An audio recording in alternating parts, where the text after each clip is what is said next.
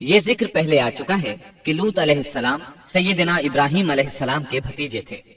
سیدنا لوط علیہ السلام کے باپ کا نام ہاران تھا، جو تارخ یعنی آزر کے بیٹے تھے۔ اللہ تعالیٰ نے لوط علیہ السلام کا پورے قرآن میں 27 بار ذکر کیا ہے۔ یہ ذکر 14 سورتوں میں متفرق مقام پر آیا ہے۔ آپ کا والد آپ کے بچپن ہی میں فوت ہو گیا تھا، اس لیے آپ نے اپنے دادا آزر کے گھر اپنے چچا ابراہیم علیہ السلام کے ہاں پرورش پائی۔ یہی وجہ ہے کہ ابراہیم علیہ السلام کو ان سے بے حد محبت تھی۔ جس وقت پوری قوم سیدنا ابراہیم علیہ السلام کے خلاف اٹھ کھڑی ہوئی اور انہیں آگ میں ڈالا گیا، اس کٹھن وقت میں صرف لوط علیہ السلام ہی وہ شخصیت تھے جو آپ پر ایمان لا چکے تھے۔ پھر جب ابراہیم علیہ السلام نے ہجرت کی تو لوط علیہ السلام نے بھی ان کے ساتھ ہجرت کی۔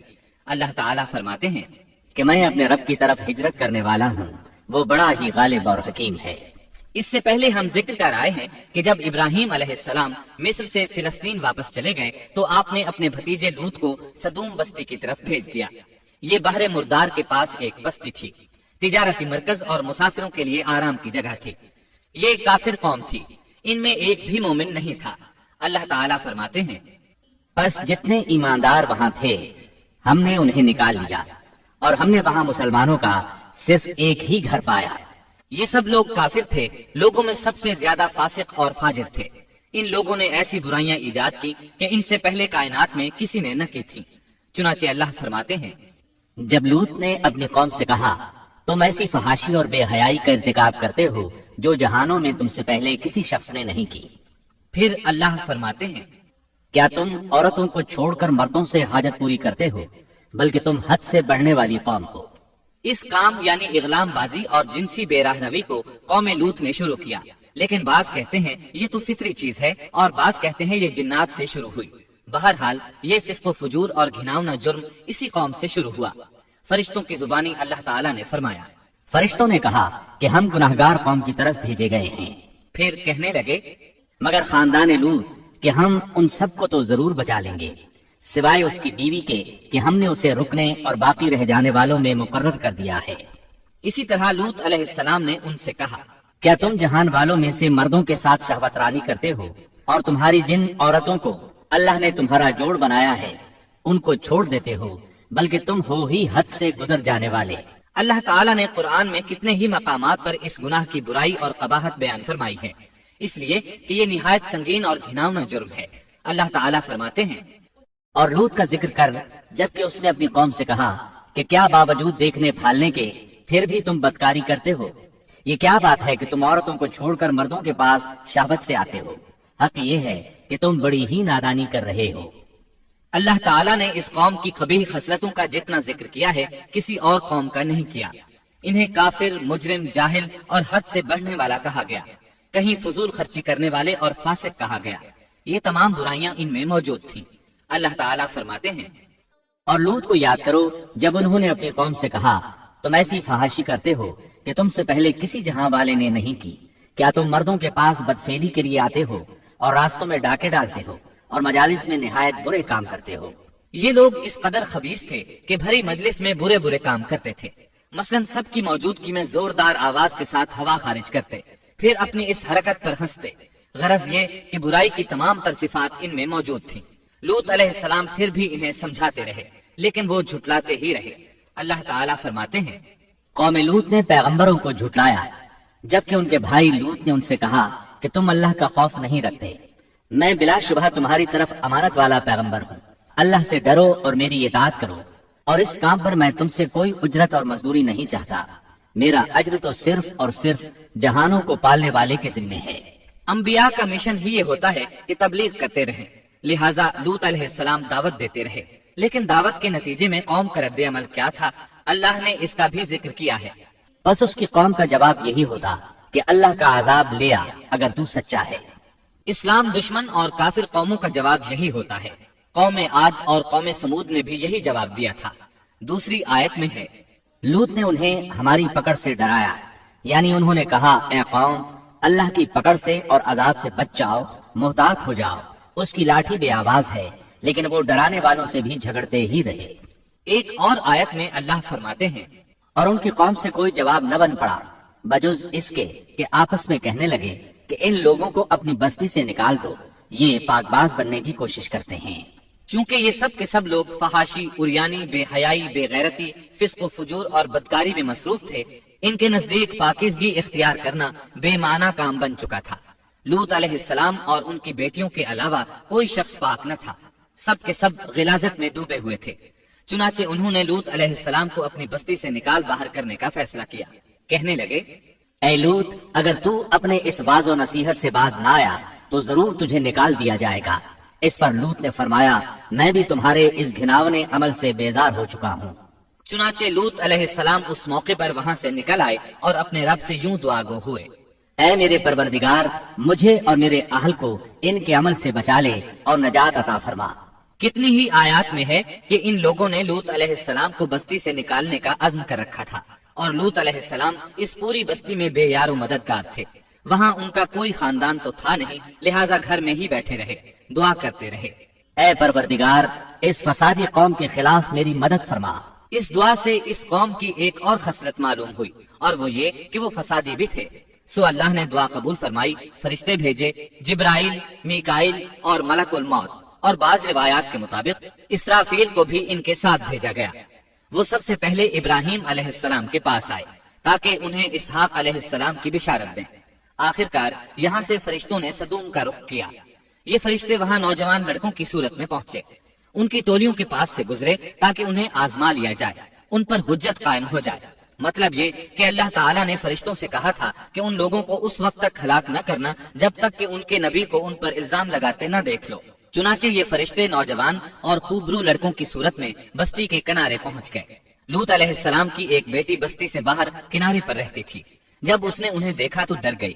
اس نے سوچا، ہماری قوم کے لوگوں نے اگر انہیں دیکھ لیا تو ضرور ان سے برائی کر کے رہیں گے، اس لیے وہ اپنے والد لوط علیہ السلام کی طرف دوڑی۔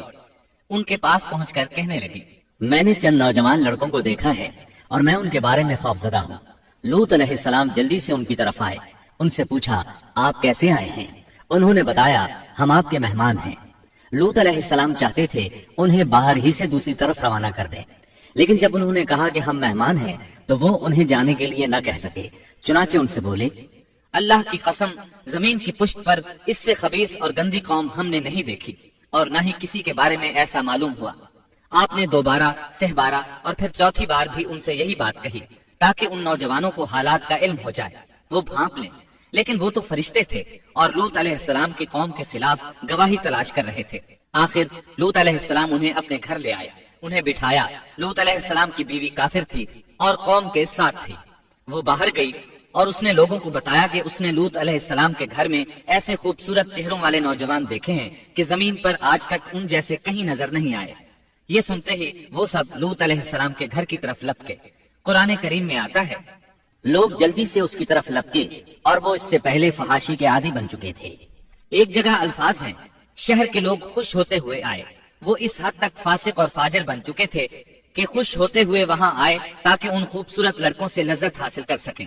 یہ گھر کے سامنے پہنچ گئے تو لوط علیہ السلام انہیں روکنے کے لیے گھر سے نکلے۔ ان سے فرمایا، اے میری قوم، تمہاری خواہش کے لیے میری بیٹیاں موجود ہیں، یعنی قوم کی عورتیں موجود ہیں۔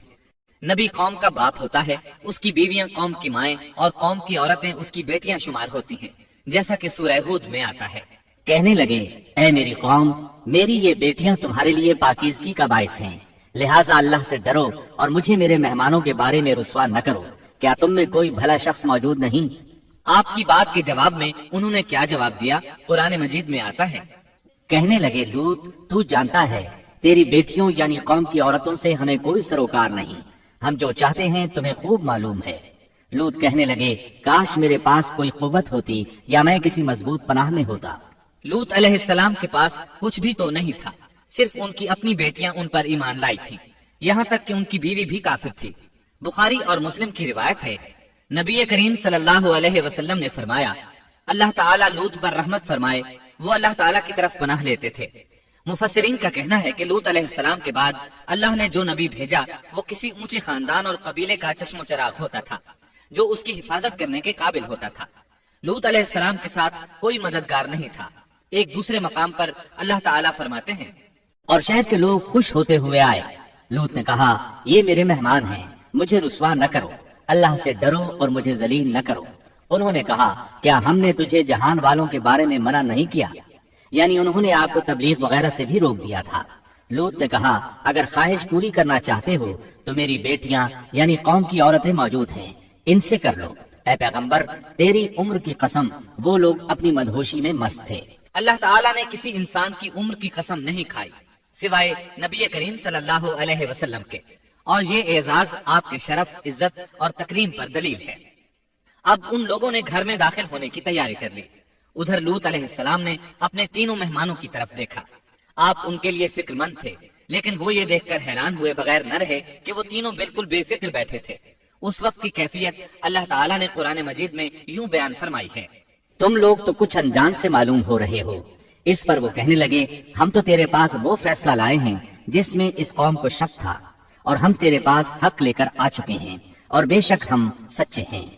سورۃ العنکبوت میں اللہ تعالیٰ فرماتے ہیں، فرشتوں نے کہا اے لوط نہ ڈر اور غم نہ کھا، یقیناً ہم تجھے اور تیرے اہل کو سوائے تیری بیوی کے نجات دیں گے، وہ پیچھے رہ جانے والوں میں سے ہوگی۔ ہم اس بستی والوں پر ان کے گناہوں کے سبب آسمان سے عذاب نازل کرنے والے ہیں۔ انہوں نے یہ بھی کہا، کہنے لگے اے لوط ہم اللہ کے بھیجے ہوئے فرشتے ہیں، یہ لوگ تجھ تک نہ پہنچ پائیں گے، یعنی تجھے تکلیف نہیں پہنچا سکیں گے۔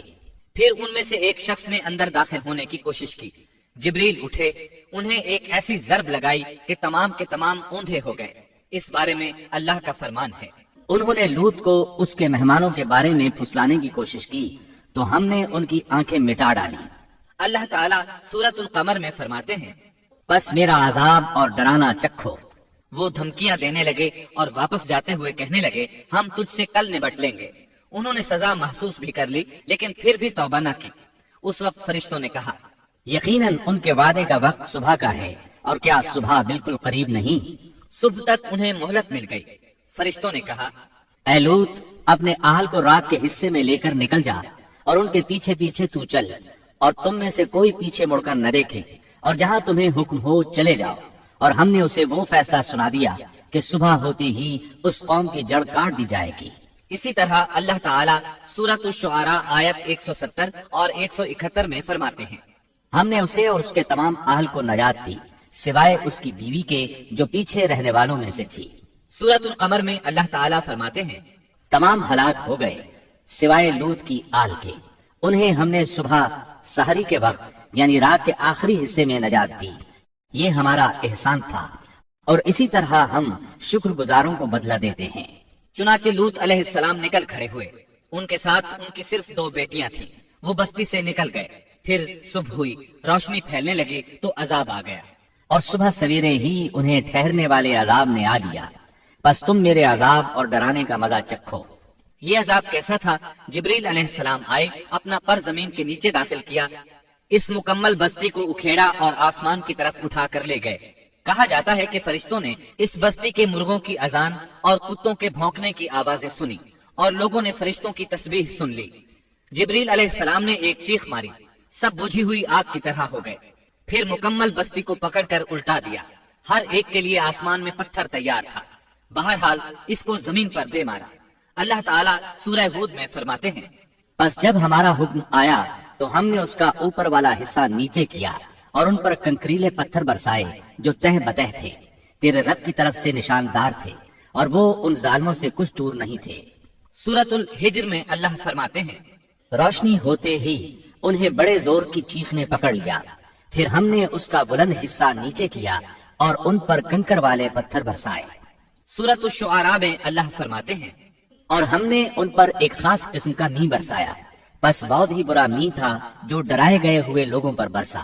یہ ماجرا بھی سراسر عبرت ہے، ان میں سے بھی اکثر مسلمان نہ تھے۔ بے شک تیرا پروردگار وہی ہے غلبے والا، مہربانی والا۔ سورۃ النجم میں اللہ فرماتے ہیں، اور اس نے الٹائی ہوئی بستیاں گرا دی، پھر ان کو اس چیز سے ڈھانپا جس سے بھی ڈھانپا، مطلب یہ کہ ان پر پتھروں کی بارش برسائی۔ پس تم اپنے رب کی کون کون سی نعمتوں میں جھگڑو گے؟ یہ شخص بھی پہلے ڈرانے والوں کی طرح ایک ڈرانے والا ہے۔ اس طرح یہ بستی صدوم باہر مردار کے علاقے میں تہس نہس ہو گئی، اور اس کے آثار و نشانات قیامت تک کے لیے چھوڑ دیے گئے ہیں۔ ان نشانات کو اسی لیے باقی چھوڑا گیا ہے کہ سارا جہان ان کو دیکھ کر عبرت پکڑے، فحاشیوں سے باز آ جائے۔ خاص طور پر سب سے بڑی فحاشی جو قوم لوط کا عمل تھا اس سے باز آ جائیں۔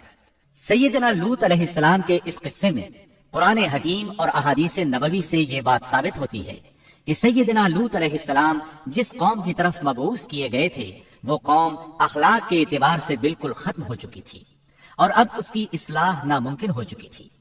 اس قوم نے اپنے جرم کو جرم بھی نہیں سمجھا تھا۔ عام مقامات پر اعلانیہ بے حیائی کرنا ان کا مشغلہ تھا۔ یہ ایسا عمل تھا جس کی ماضی میں کوئی نظیر نہیں ملتی۔ مردوں کا مردوں سے اختلاط اور عورتوں کا عورتوں سے، یہ ایسا فعل تھا جو جنگل کے وحشی جانور بھی نہیں کرتے۔ یہی وجہ تھی کہ یہ قوم اپنے میں سے کچھ نیک لوگوں کو بھی برداشت نہیں کرتی تھی۔ وہ انہیں نیکی اور شرافت کی دعوت دیتے تھے، اسی لیے وہ ان کے سخت مخالف ہو گئے تھے۔ قرآن کریم نے اس قوم کے 3 بڑے جرائم کا ذکر کیا ہے۔ یہ کہ تم مردوں سے بدفعلی کرتے ہو، مسافروں کو لوٹ لیتے ہو، عام مجلسوں میں اعلانیہ فحاشی کرتے ہو۔ ان 3 گناہوں میں سے سب سے پہلا گناہ بدترین گناہ تھا۔ یہ گناہ اس قوم سے پہلے کسی نے نہیں کیا تھا، گویا وہ اس گناہ کو ایجاد کرنے والے تھے، اور یہ گناہ زنا سے بھی زیادہ شدید ہے۔ قرآن کریم اور احادیث کی روح سے اغلام بازی ایک بدترین گناہ ہے۔ احادیث میں اس گناہ کی مختلف سزائیں آئی ہیں۔ ایک روایت میں ہے کہ فاعل اور مفعول دونوں کو قتل کر دو۔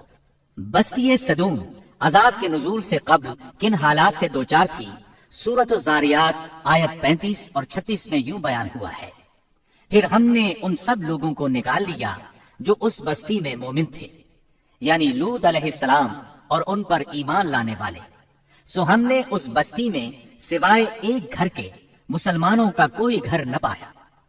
اس کا مطلب ہے وہاں صرف سیدنا لوط علیہ السلام اور ان کا گھرانہ مسلمان تھا، باقی سب گھر کافروں کے تھے۔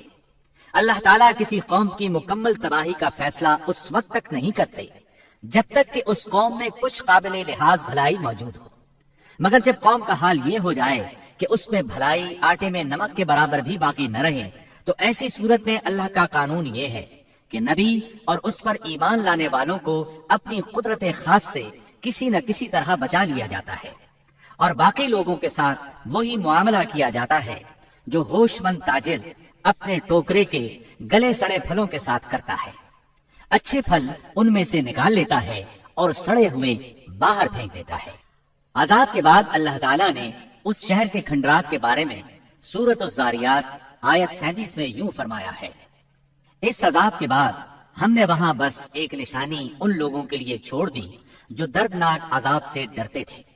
اس نشانی سے مراد بحیرہ مردار ہے۔ اس کا جنوبی علاقہ آج بھی ایک عظیم تباہی کے آثار پیش کر رہا ہے۔ ماہرین آثار قدیمہ کا خیال ہے کہ قوم لوط کے 5 بڑے شہر شدید زلزلے سے زمین میں دھنس گئے تھے اور ان کے اوپر بحیرہ مردار کا پانی پھیل گیا تھا۔ اس خیال کی وجہ یہ بتائی جاتی ہے کہ بحیرہ مردار کا وہ حصہ جو اللسان نامی جزیرے کے جنوب میں واقع ہے وہ صاف طور پر بعد میں پیدا ہوا ہے، اور قدیم بحیرہ مردار کے جو آثار اس جزیرے کے شمال میں نظر آتے ہیں وہ جنوب میں پائے جانے والے آثار سے بالکل مختلف ہیں۔ ماہرین آثار قدیمہ نے اس سے یہ بات اخذ کی ہے کہ جنوب کا حصہ پہلے اس بحیرہ کی سطح سے بلند تھا، بعد میں زلزلے سے دھنس کر زمین کے نیچے چلا گیا۔ اس دھنسنے کا زمانہ بھی 2000 برس قبل مسیح کے قریب معلوم ہوتا ہے، اور یہ زمانہ تاریخ کے اعتبار سے سیدنا ابراہیم علیہ السلام اور سیدنا لوط علیہ السلام کا زمانہ ہے۔ 1965 عیسوی میں آثار قدیمہ کی ایک امریکی ٹیم کو اللسان جزیرے پر ایک بہت بڑا قبرستان ملا۔ اس میں 20,000 سے زائد قبریں تھیں۔ اس سے اندازہ ہوتا ہے کہ قریب ہی کوئی بڑا شہر آباد تھا۔ اس لیے عین ممکن ہے کہ جس شہر کا یہ قبرستان ہے وہ بحیرہ میں غرق ہو چکا ہو۔